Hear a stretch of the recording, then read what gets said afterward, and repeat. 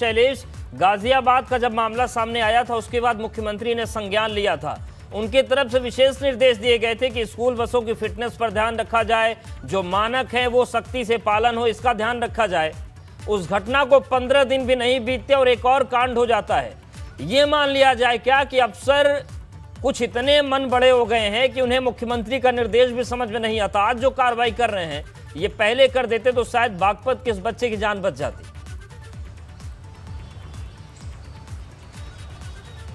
अवधेश, निश्चित रूप से लचर सिस्टम की वजह से ही है चीज़ें, क्योंकि अगर आप देखेंगे तो बागपत तो छोड़िए, राजधानी लखनऊ में अगर शिक्षा विभाग निरीक्षण करने निकल जाए तो तमाम स्कूल बिना मान्यता के यहाँ पर भी मिल जाएंगे। एक बार अभियान चला था योगी सरकार, पार्ट 1 की जब हम बात करते हैं तो मामले सामने कुछ आए थे, जिसके बाद एक पूरा अभियान चला था फर्जी स्कूलों के खिलाफ। लेकिन वो अभियान उसके बाद कहाँ गायब हो गया ये हम भी नहीं बता पाएंगे अब इस समय, क्योंकि एक अरसा हो गया उस चीज़ को। देखिए, मुख्यमंत्री एक बार निर्देश दे सकते हैं, मॉनिटरिंग चीज़ों की जो है कि सही से योजना चल रही है नहीं, ये नीचे के स्तर के लोगों को करना होता है, फील्ड में नीचे के स्तर के लोगों को जाना होता है। लेकिन कहीं ना कहीं ये लापरवाही होती है, क्योंकि एक जब कोई निर्देश मिलते हैं शुरू में तेज़ी दिखाई जाती है। परिवहन विभाग का ही उदाहरण ले लिए गाजियाबाद की घटना के बाद, कि एकदम से जितने भी आरटीओ हैं वो अपनी जाँच शुरू करते हैं, हफ्ता भर 8 दिन चर्चा में रहता है, उसके बाद सब सो जाते हैं। जैसे आप इसको इस तरह समझिए कि जैसे ही मीडिया उन चीज़ों से हल्का सा ध्यान हटा तो उसके बाद अधिकारी भी शांत हो जाते हैं, सो जाते हैं कि चलो भाई अब कोई सवाल पूछने वाला नहीं है हमसे।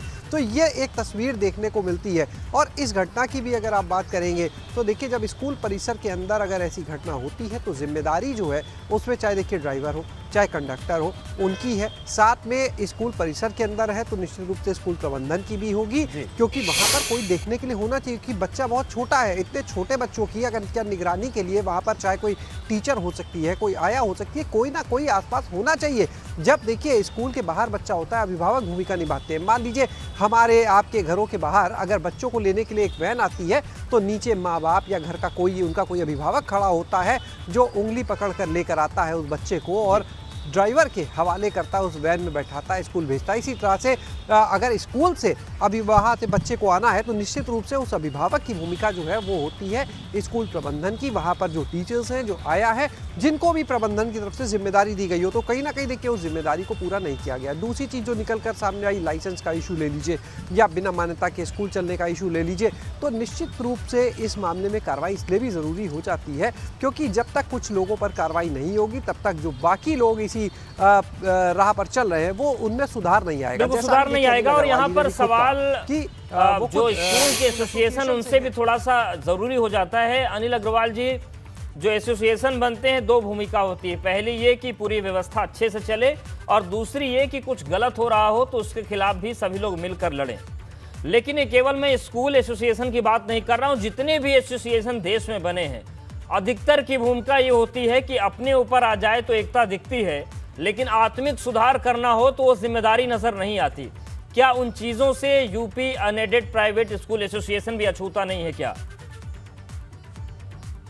नहीं, देखिए, मैं एक बात जरूर कहूँगा, हम लोग अपने स्तर से सारी चीज़ों को बहुत बेहतर ढंग से लेके चलते हैं। और जहाँ तक आपने कही बात जिम्मेदारी की, मैं भी कहूँगा यदि स्कूल की मान्यता नहीं थी और बच्चों को पढ़ा रहे थे तो बिल्कुल गलत है।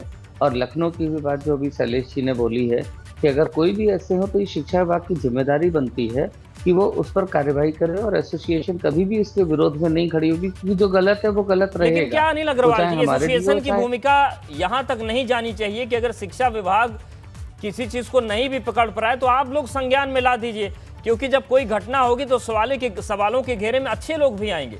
तो क्या उस हद तक आपकी भूमिका नहीं जा सकती?